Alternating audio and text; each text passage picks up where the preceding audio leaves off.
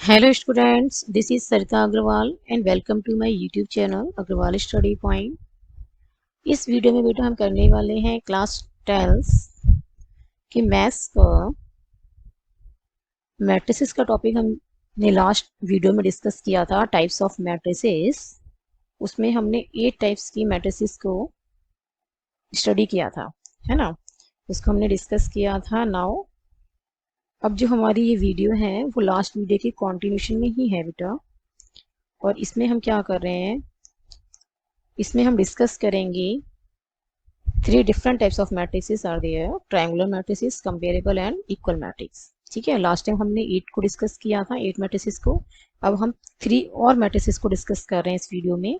So let's start. First one is triangular matrix. ठीक है, 8 को हमने डिस्कस किया था, इसीलिए मैंने यहाँ पे नंबर 9 लिखा हुआ है।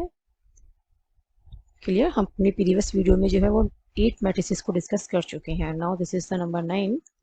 So next is triangular matrix. Triangular matrix में क्या होता है बेटा, it is divided into 2 types, lower triangular and upper triangular. Okay, इसको हमने 2 पार्ट्स में डिवाइड किया है, लोअर ट्रायंगुलर मैट्रिक्स में और अपर ट्रायंगुलर मैट्रिक्स में। देखो लोअर ट्रायंगुलर मैट्रिक्स में क्या होगा, लोअर टाइप्स, पहले हम एग्जांपल समझते हैं देन डेफिनेशन समझेंगे। एग्जाम्पल क्या है इसका, लोअर ट्रायंगल का मतलब है बेटा, सबसे पहले तो मैट्रिक्स कैसी होनी चाहिए, स्क्वायर मैट्रिक्स होनी चाहिए। ठीक है, सपोज मैं इसको 3/3 ऑर्डर की ले रही हूँ, तो ये क्या है, this is a square matrix of order 3। इसे हम ओनली 3 भी बोल सकते हैं, है ना, जरूरी नहीं है 3/3 बोलें स्क्वायर मैट्रिक्स को, क्योंकि इसकी number of rose and total number of columns दोनों क्या है, सेम है। तो हम इसको ऐसे भी रीड कर सकते हैं, it is a matrix of order 3। अब देखते हैं, देखो इसमें जो एलिमेंट्स होंगे, इसमें ये डायगोनल एलिमेंट्स होंगे A11, A12, A22 and A33। ठीक है, A11, A22 एंड A33, ये क्या होंगे, इसके डायगोनल एलिमेंट्स। बाकी ये दिस एंड दिस ये कैसे होंगे, नॉन डायगोनल। तो लोअर ट्रायंगुलर मैट्रिक्स में क्या होता है, एलिमेंट्स अबव द डायगोनल। ठीक है, एलिमेंट्स अबव द, इसे बोलते हैं प्रिंसिपल डायगोनल। ठीक है, the line along with the diagonal elements line, उसे क्या कहते हैं, प्रिंसिपल डायगोनल। और इसके जो ऊपर वाले एलिमेंट्स होंगे बेटा, this one, this this and this.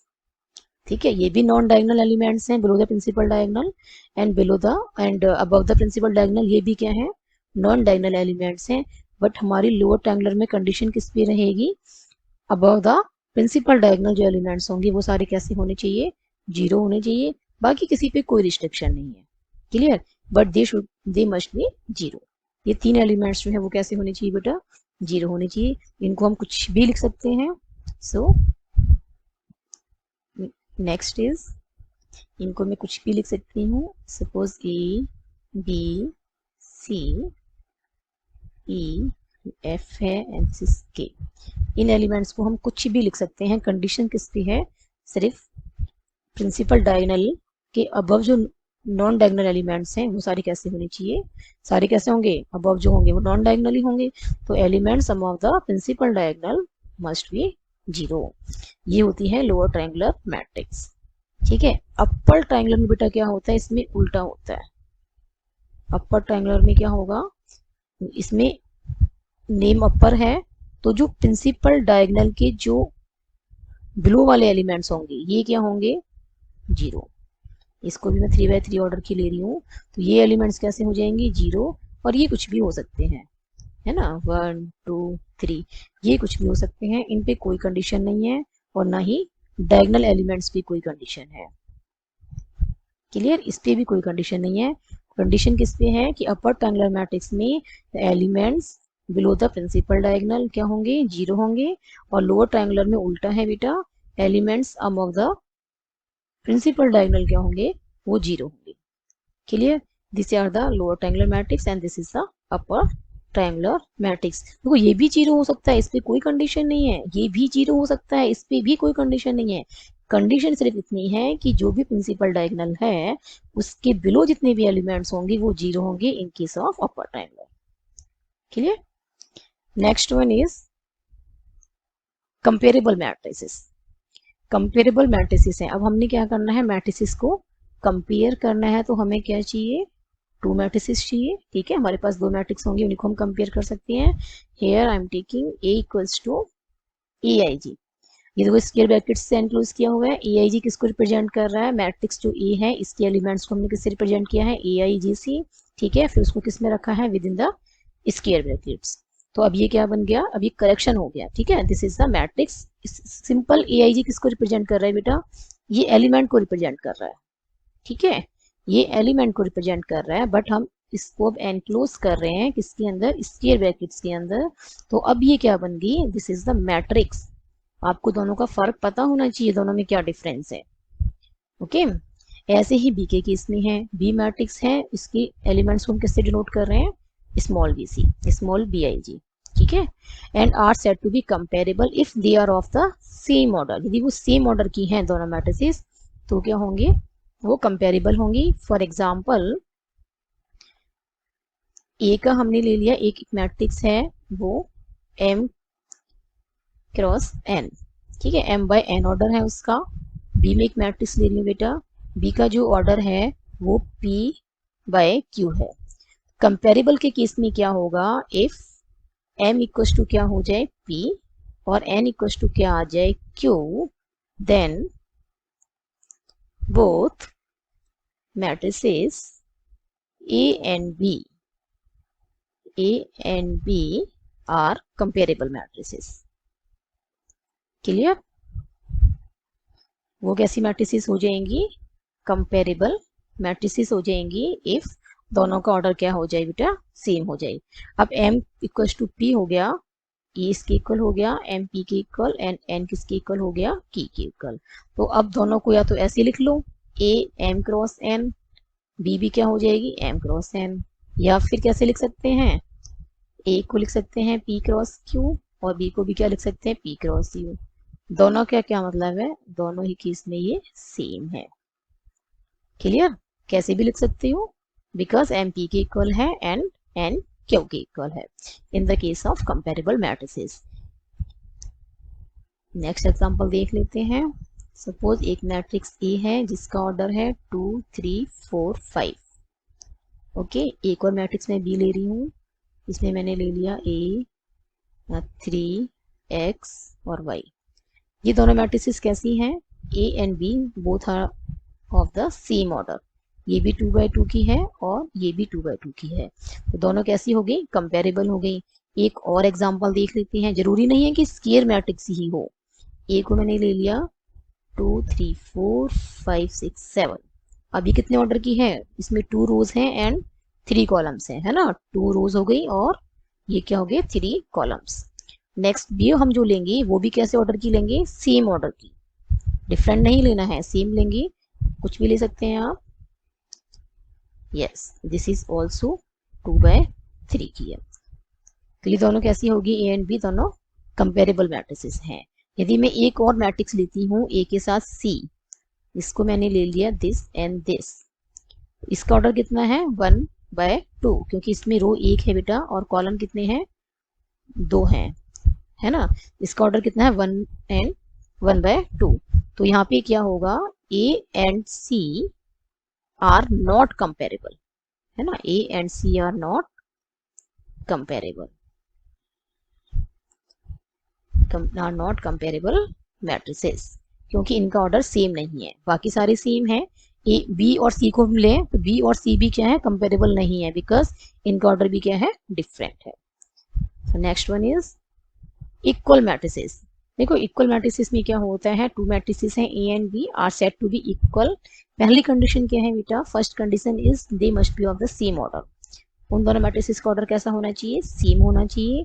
Next है each element of A is equal to the corresponding element of B, that is A i j equal to B i j for all i j. For example, ये corresponding से क्या मतलब है, for example मेरे पास एक matrix A है, इसके elements हमने क्या ले लिए, this is 3 and this is 8।